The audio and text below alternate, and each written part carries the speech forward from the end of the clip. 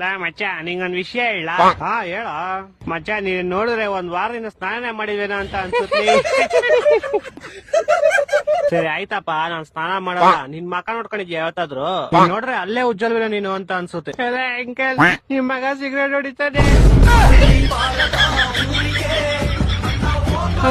Video ಇಟ್ರ ಹತ್ರ ತಾಳಿ ತೋರಿಸ್ತೀನಿ ಬಂದಿ. ಅಮ್ಮ ನಾನೊಂದ್ ಹೇಳ ಮಗನೇ, ವ್ಯಾಲೆಂಟೈನ್ಸ್ ಡೇ ಹತ್ರ ಬರ್ತದ್ಯಲ್ಲ, ನಾನು ಯಾವ್ದಾರು ಹುಡುಗಿನ ಕರ್ಕೊಂಡು ಹೋಗ್ತೀನಿ ಅನ್ನೋ ಭಯ ಇಲ್ವಾ? ನಿನ್ನಿಂದ ನಾಯಿ ಬಿಟ್ರೆ ಯಾರು ಓಡ್ ಬರಲ್ವಲ್ಲ ಮಗನೇ?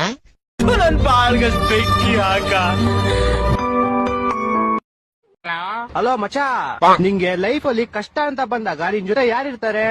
ನೀನೇ ಇರ್ತೀಯ ಮಚ. ವಾ, ನನ್ ಲಿಸ್ಟ್ ಅರ್ಥ ಮಾಡ್ಕೊಂಡಿದ್ಯಾ, ಥ್ಯಾಂಕ್ಸ್ ಮಚ. ಕಷ್ಟ ಅಂತ ಬಂದಾಗ ಯಾವಾಗಲೂ ನೀನೇ ನನ್ ಜೊತೆಗಿರ್ತೀಯ, ಯಾಕಂದ್ರೆ ಆ ಕಷ್ಟ ಸ್ಟಾರ್ಟ್ ಆಗದೆ ನಿನ್ನಿಂದಲೇ.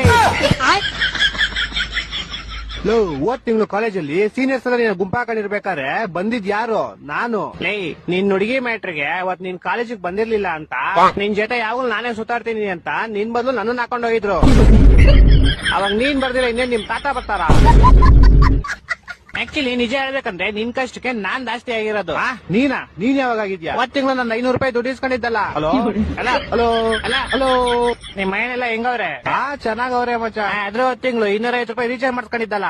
ಹಲೋ ಹಲೋ ಹಲೋ ಊಟ ಎಲ್ಲ ಆಯ್ತು ತಾನೆ? ಹ್ಞೂ ಮಚ್ಚ ಆಯ್ತು. ನಿಂದು? ಅದ್ರ ತಿಂಗಳು 200 ರೂಪಾಯಿ ಪೆಟ್ರೋಲ್ ಇಸ್ಕೊಂಡಿದ್ದಲ್ಲ. ಮಚ್ಚ ಏನು ಕೇಳಿಸ್ತಾ ಇಲ್ಲ, ನಿಂಗೆ ಆಮೇಲೆ ಮಾಡ್ಲಾ? ಅಣ್ಣ, ಈ ಸೆಡೆ ಅಂದ್ರೆ ಏನಣ್ಣ?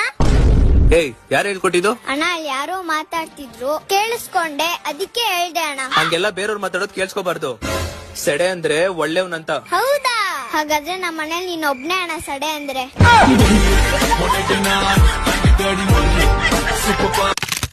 ಮಚ್ಚ, ನನ್ ಬರ್ತಡೆ ಏನ್ ಗಿಫ್ಟ್ ಕೊಡ್ತೀಯ ನೀನು? ನೀನ್ ನನ್ ಬರ್ತಡೆ ಕೊಟ್ಟಿದ್ದಲ್ಲ ಮಚ್ಚ, ಅದೇನೆ.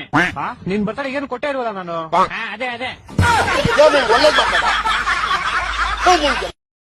ಕಾಲೇಜ್ ಬಿಟ್ಟು 2 ವರ್ಷ ಆಗಿದೆ. ಎಲ್ಲಾದ್ರೂ ಕೆಲಸ ಹುಡ್ಕೊಂಡಿದ್ದಾನ? ದುಡ್ಡು ಏನು ಮರದಲ್ಲಿ ಬಿಡುತ್ತಾ? ಕೆಲ್ಸ ಏನ್ ಗಿಡದಲ್ಲಿ ಬಿಡುತ್ತಾ?